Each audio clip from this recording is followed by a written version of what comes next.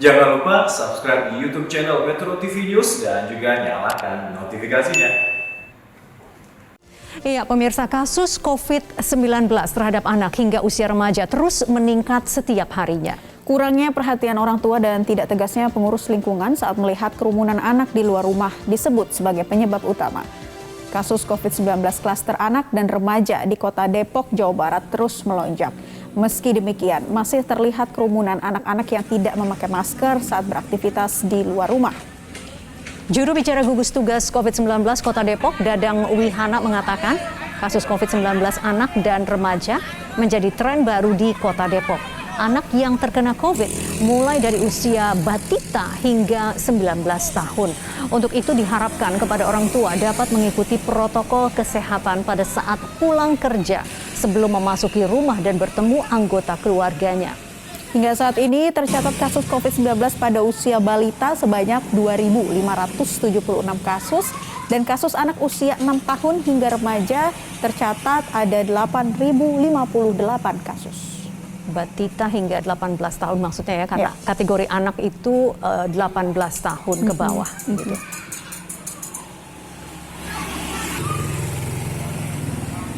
Tren kenaikan kasus ya untuk anak dan remaja khususnya dari 0 sampai dengan 19 tahun.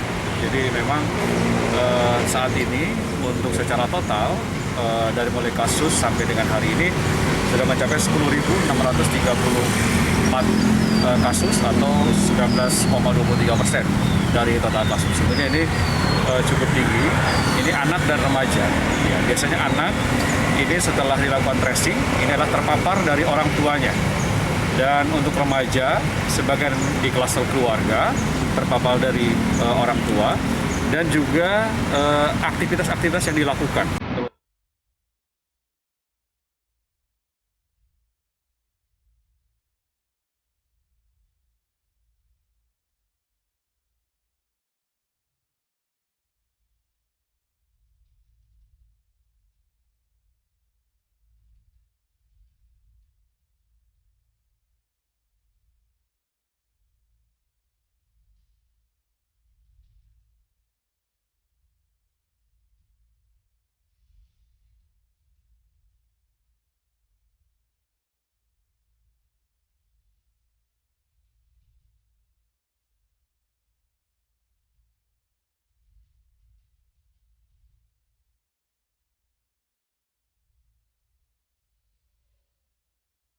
Ya, tadi adalah gejala-gejala COVID-19 pada anak. Lantas bagaimana cara melindungi anak dari COVID-19?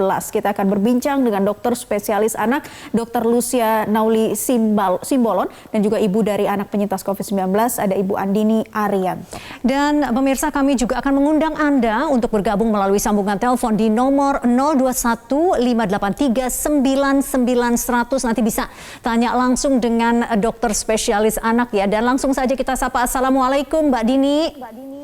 Waalaikumsalam Mbak Vivi, Mbak Naya. Oke, dan juga ada Dokter Lucia Nauli. Dokter, salam sehat dok. Salam sehat Mbak Vivi, Mbak Naila. Baik, saya ke Mbak Andini dulu ya. Mbak Andini ini punya anak usia sekitar 9 tahun dan baru saja sembuh dari COVID-19. Tolong diceritakan bagaimana awalnya sang anak ini bisa tertular COVID-19, Mbak. Ya Mbak Vivi, Mbak Naila, awalnya itu saya itu agak lengah dan kendal pada akhir Mei lalu. Sebelumnya saya sempat liburan bersama keluarga besar suami saya ke sebuah hotel di Bilangan Tangerang Selatan. Dan setelah dari hotel itu, saya mendapat kabar kakak ipar saya positif.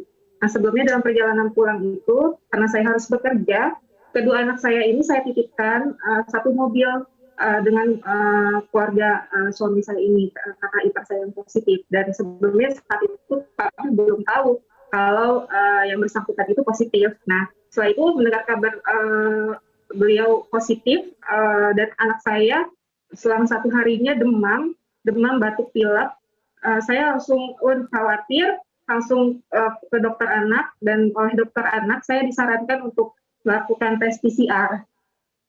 Dan setelah itu keesok harinya hasil tes PCR menunjukkan anak saya yang pertama yang usianya 9,5 tahun positif COVID. Nah, tapi adiknya alhamdulillah negatif. Baik, Mbak Dini, tapi sekarang kan sudah sembuh ya, alhamdulillah. Mbak, nggak apa-apa, ini buat sharing saja. Sekali lagi, tadi Anda sempat bilang demam, batuk pilek, apa saja yang lain, gejala lain yang dialami Ananda tercinta, Mbak? Dia mengeluhkan kepada saya badan itu sakit, ngilu, kemudian dadanya sesak dan suka nyeri. Makanya saya khawatir sekali. Kemudian saya memutuskan untuk tidak melakukan isolasi mandiri di rumah, tapi mencari pertolongan perawatan di rumah sakit. Ya, pada waktu itu kelanjutannya akhirnya ke Wisma Atlet ya Mbak Dini ya? Ya betul, sebelumnya saya menghubungi sejumlah rumah sakit di sekitar rumah saya, tapi kebetulan saat itu kondisinya sudah penuh, Mbak. Jadi akhirnya saya memutuskan untuk ke Wisma Atlet dan kebetulan saya juga mendapatkan kamar di sana. Baik, waktu itu berapa lama di Wisma Atlet sampai akhirnya benar-benar dinyatakan negatif COVID? 10 hari, Mbak Naila. Oke, saya ikut, betul, sekitar 10 hari saya dan anak saya berada di Wisma Atlet. Oke, Mbak Andini juga berada di sana pada waktu itu? Ya betul, saya ikut mendampingi karena kan anak usia 9,5 tahun itu belum bisa sendiri, belum bisa mandiri.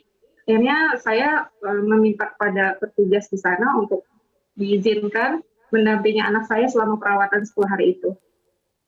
Baik, Mbak Andini, walaupun ini mendampingi sang buah hati selama 10 hari di Wisma Atlet, tidur di kamar yang sama, begitu ya, berkegiatan yang sama, tapi dari catatan kami, Anda sampai saat ini masih negatif ya, jadi tidak tertular oleh anak Anda. Benar demikian, Mbak Andini? Benar, Mbak Vivi, setelah anak saya positif kan keesok harinya saya juga tes antigen dahulu di kantor saya, kemudian saya negatif, kemudian saat saya datang di Wisma Atlet, saya juga langsung dites PCR, hasilnya juga saya negatif, dan selama 10 hari berbarengan dengan proses perawatan anak saya, setelah anak saya 10 hari itu, saya juga dites lagi dengan anak saya dan hasilnya alhamdulillah negatif juga. Baik, alhamdulillah ya. Baik, mungkin kita ke Dokter Lucia ya. Dokter Lucia, tadi kalau dari pengalaman Mbak Andini ada demam, batuk pilek, ada nyeri dada juga. Boleh tolong kami diedukasi, Dok, ini kira-kira apa lagi mungkin kekhasan yang terjadi pada anak yang mengidap COVID-19? Dokter, silakan. Ya, jadi Mbak Vivi, untuk pasien anak dengan COVID positif itu bisa bergejala ringan sampai sedang maupun sedang sampai berat atau bahkan tanpa gejala. Gejala pada umumnya sih tidak terlalu spesifik ya, bisa seperti yang tadi disebutkan ya. Jadi contohnya yang disebut gejala ringan itu demam, kemudian ada batuk pilek yang tanpa sesak nafas, kemudian ada nyeri tenggorokan. Bisa juga anaknya kelihatannya lebih kurang nafsu makan pada awalnya, atau ada muntah dan diare ya, jadi ke saluran cerna pun bisa, tapi tanpa dehidrasi. Jadi yang perlu diwaspadai kalau misalnya pada anak tersebut batuk pileknya sudah sampai terjadi sesak nafas, kemudian nafasnya terasa seperti dinding dadanya itu ada tarikan yang dalam saat dia harus ambil nafas, atau kadar saturasi oksigennya menurun. Seperti tidak ada gejala itu sebetulnya harus diwaspadai, apalagi kondisi COVID-19 saat ini sedang genting, sedang meningkat. Lantas seperti apa dokter yang pertama kali harus dilakukan orang tua ketika mengetahui anaknya positif COVID-19? Yang perlu diketahui adalah tracing kontak sekitarnya. Jadi anak tersebut dari mana, kemudian orang serumahnya idealnya di tracing kontak untuk dilakukan swab PCR. Kemudian dilihat dari gejala si anak tersebut, apakah gejalanya ringan sedang maupun sampai dengan yang berat. Karena kalau sudah ke arah yang berat, harusnya segera dibawa ke rumah sakit sambil menjelaskan status COVID si anak, seperti itu. Ya. Baik, Dokter Lucia. Saya kembali ke Mbak Andini.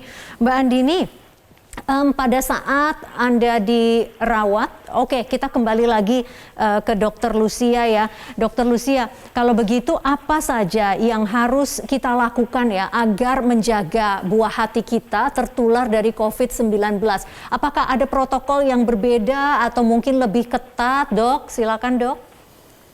Ya, jadi sama seperti yang sebelum-sebelumnya bahwa protokolnya menggunakan masker terutama untuk anak yang di atas usia 2 tahun.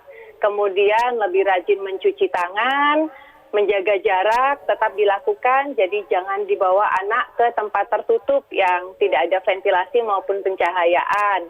Kemudian di rumah juga kita lebih disiplin lagi untuk menjaga kebersihan, tetap berolahraga di dalam rumah, dijaga ventilasi dengan nutrisi yang cukup, pakai masker, mudah-mudahan lebih aman untuk tidak terkena COVID. Dokter, saat ini kondisi usia anak sekitar usia berapa yang paling rawan terkena COVID? Dan ini juga ada salah satu dilema dari orang tua yang memiliki anak batita di bawah 3 tahun begitu, Dok. Selain tes PCR yang katakanlah mungkin sulit untuk dilakukan ke anak-anak, harusnya seperti apa nih untuk bisa mengetahui apakah ini terkena COVID atau tidak? Untuk status COVID masih sama dengan yang dewasa bahwa gold standarnya sampai saat ini swab PCR. Jadi untuk gejala kekasan umumnya tidak khas seperti pasien viral infection pada umumnya, tapi kita tidak bisa sepelekan kalau misalnya memang ada tracing kontak tertentu ya idealnya tetap dilakukan swab PCR tadi. Baik, Dokter Lucia, bagaimana Anda menjelaskan ya kalau dulu di awal pandemi anak-anak kita anggap jauh lebih tangguh terhadap virus COVID-19. Tapi dan sekarang sudah di tahun yang kedua, begitu kok malah anak-anak menjadi rentan. Apa penjelasannya, Dok? Ya, bukan menjadi rentan juga ya, karena beberapa varian baru ini kan yang kita jadi protokolnya berubah ya. Yang dewasa pun tadinya single masker jadi harus double, luarnya masker kain, ditutup atau disimpulkan ya, seperti itu. Nah, pada anak kan belum dilakukan vaksinasi COVID karena memang belum dapat jatahnya ya. Tetap harus dijaga. Kita mungkin udah lebih merasa bebas ya karena kemarin sudah lebih landai ya arusnya, jadi mulai bebas. Jadi kita harus keep lagi anak-anak kita di dalam rumah tetap memakai masker. Baik, kalau begitu Dokter Lucia, Mbak Andini mohon ditahan dulu. Kita akan kembali setelah yang satu ini. Pemirsa tetaplah bersama kami. Newsline segera kembali. Assalamualaikum bapak-bapak, anak-anak, ibu-ibu, kakek-kakek, nenek-nenek. Jangan lupa pakai masker, jaga jarak, cuci tangan, dan jangan lupa cuci tangan pakai sabun. Ini menjadi pengingat kita bersama, kasus COVID-19 anak meningkat saat ini. Dan pemirsa, kami masih mengundang line telepon di 021-583-99100 untuk Anda berpartisipasi dan menanyakan mengenai kasus COVID-19 pada anak kepada Dr. Lucia, narasumber kita hari ini. Dan juga ada narasumber kita, ini ada Mbak Andini. Mbak Andini anaknya sudah sembuh dari COVID-19 dan selama dirawat di rumah sakit 10 hari ya. Mbak Andini tetap sehat, tidak tertular begitu. Nah, Mbak Andini, ini bagaimana caranya Anda tetap menjaga kesehatan selama merawat pasien dengan COVID-19? Ya, awalnya itu saya datang ke Wisma Atlet dengan alat pelindung diri yang lengkap, tapi karena aturan di sana saya harus melepas semuanya dan saya harus siap dijadikan pasien. Akhirnya saya melepas semuanya, hanya saya menggunakan double masker, kemudian pelindung wajah, sarung tangan medis, itu yang selalu saya lakukan, dan saya sering-sering cuci tangan ketika melakukan kontak fisik dengan anak saya. Dan saya mengurangi untuk melakukan kegiatan di luar kamar. Okay. Jadi saya kalau keluar kamar itu hanya untuk keperluan misalnya mengambil obat atau mengambil makanan untuk anak saya, atau menemani anak saya melakukan cek kesehatan seperti ronsen, ambil darah. Itu. Iya, seperti itu. Tapi ini ya yang ingin saya tanyakan, pada saat tidur ya, kan pada saat istirahat, apakah Anda juga masih menggunakan masker begitu, Mbak Andini? Menggunakan masker saya 24 jam kecuali saya mandi dan makan. Baik. Oke, jadi masker full ya, satu ruangan dengan pasien COVID-19, tapi alhamdulillah tidak tertular. Baik Mbak Andini. Itu yang perlu kita pelajari dari Ibu Andini yang menemani anaknya saat dirawat di Wisma Atlet pasien COVID-19. Coba kita tanya lagi ke dokter, bagaimana dokter seharusnya agar orang tua tidak lengah di saat kondisi COVID-19 saat ini yang semakin meningkat untuk menjaga anak-anak mereka? Ya, jadi kita tetap harus mengingatkan dan mendampingi terutama untuk anak-anak di bawah 5 tahun di mana mungkin penggunaan maskernya belum dapat sesuai menutupi hidung dan mulut. Kemudian kita mengingatkan anak-anak untuk lebih rajin cuci tangan. Ya, salah satu cara paling amannya dengan tidak membawa anak-anak kita keluar dari rumah. Itu lebih aman ya, karena kita kalau di rumah sendiri kan akan tahu ya status COVID satu sama lain. Kalaupun ada satu orang yang masih mobilitasnya tinggi sebelum masuk rumah, idealnya kan dia akan cuci tangan, mengganti baju, mandi, memisahkan pakaian kotorannya, kemudian baru berkumpul bersama keluarga. Seperti itu. Baik, Dokter Lucia, tadi kan kita sudah sama-sama dengar bahwa Mbak Andini ini pada saat tidur pun ya, dia menggunakan masker karena memang satu ruangan dengan anaknya yang sedang COVID-19. Apakah ada tips lain ya? Kita tidak tahu ya, mungkin ada orang tua lain yang juga harus mendampingi anak-anaknya yang sedang sakit. Itu ada tips lain, Dok, untuk mempertahankan kesehatan orang tuanya justru? Jadi kalau misalnya ini ceritanya seperti Mbak Andini ya, ibunya yang negatif, anaknya yang positif. Nggak ada cara lain selain menggunakan masker. Atau kamarnya terpisah, anaknya kalau misalnya sudah remaja dipisahkan kamar sendiri, yang ada kamar mandi dalam, kemudian makannya ditaruh di luar. Jadi betul-betul tidak ada kontak dengan orang yang status COVID-nya negatif. Baik. Kalau Batita, Dok? Nah, Yang kalau kayak Batita, misalnya kalau Batita memang harus digendong gitu, disusui oleh ibunya. ya biasanya kalau Batita ini dia nggak mungkin kena sendirian. Biasanya ada orang lain satu rumah yang kena ya, entah dari kakek nenek atau dari orang tuanya, salah satu yang kena. Idealnya sih dirawat sama-sama yang positif. Tapi apabila pengasuhnya atau orang tua yang merawat itu statusnya negatif, wajib menggunakan masker dengan tertutup sampai ke dekat telinga, hidung dan mulut, didobel maskernya, luarnya masker kain ya, jangan dobel masker bedah sehingga lebih rapat lagi. Kemudian rajin mencuci tangan, makanan yang nutrisinya cukup dan juga tidur ya. Itu usaha-usaha yang bisa kita lakukan, ikhtiar ya. Ya. Dokter, ini kasus COVID-19 yang meningkat pada anak-anak ini dikaitkan dengan varian COVID-19 yang baru yaitu varian Delta. Bagaimana dokter menjelaskan seberapa besar begitu tingkat penularan dari varian Delta ini khususnya kepada anak-anak? Ya, jadi kita harus menjelaskan pada anak-anak kita bahwa fase corona ini masih belum selesai. Ada corona jenis baru yang penularannya lebih cepat, sehingga si anak-anak tersebut masih mau untuk menggunakan maskernya atau masih mau untuk tetap berada di dalam rumah. Gitu. Baik, kembali ke Mbak Andini lagi, yang juga ini tentunya kita sama-sama saling menguatkan begitu Mbak Andini. Untuk ibu-ibu yang mungkin menyimak Newsline kali ini, seperti apa pesan yang ingin Mbak Andini sampaikan kepada mereka yang juga mungkin anaknya saat ini ada yang terpapar COVID-19? Untuk kepada semua orang tua pemirsa Metro TV, saya mengingatkan jika tidak penting keluar rumah dan jika tidak diperlukan sekali, kita tidak usah mengajak anak kita keluar rumah. Apalagi kita ikut dengan euforia untuk melakukan liburan bersama anak.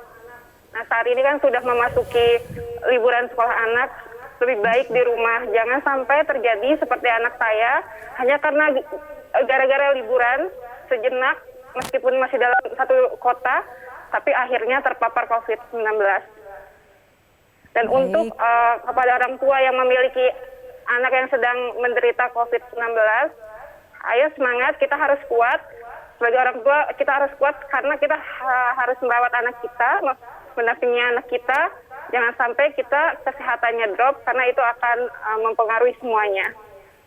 Baik, Mbak Andini. Oke, saya beralih kembali ini mungkin sebagai pesan penutup ya, Dokter Lucia. Tadi Anda mengatakan sekarang kan memang rekomendasinya adalah double masker begitu ya. Dan maskernya satu medis, kemudian satu kain. Nah, tapi Anda tadi mengatakan tidak perlu pakai masker medis di double begitu ya. Kenapa ya, Dok? Apa penjelasannya agar kita sama-sama paham? Untuk Mbak Vivi dan juga yang melihat ya, bahwa masker medis itu tidak didesain ketat ke hidung dan mulut, masih ada longgarnya. Jadi kalau terpaksa hanya membawa masker medis saja, harusnya disimpulkan di samping sini, sehingga dia lebih ketat, mengetat seperti itu. Kalau masker kain memang didesain lebih ketat, jadi dalamnya masker medis, luarnya masker kain, menghalangi sekali partikelnya yang masuk. Berarti maksudnya penjelasan bahwa satu masker medis kemudian satu masker kain untuk lebih memperketat dan menghalangi masuknya udara luar. Itu saja, Dok ya, bukan karena fungsinya. Kalau masker medisnya sama-sama ketat, dua pun apakah boleh? Kalau masker medis harusnya tidak ketat, kecuali kalau yang single seperti yang Mbak pakai itu KF94 atau KN95 atau N95 yang biasanya digunakan oleh para nakes. Baik. Ya. Dr. Luciana Auli, Mbak Andini, terima kasih sudah berbagi cerita kepada kami semua. Salam sehat semuanya. Salam sehat selalu Mbak Andini, Dr. Lucia, terima kasih.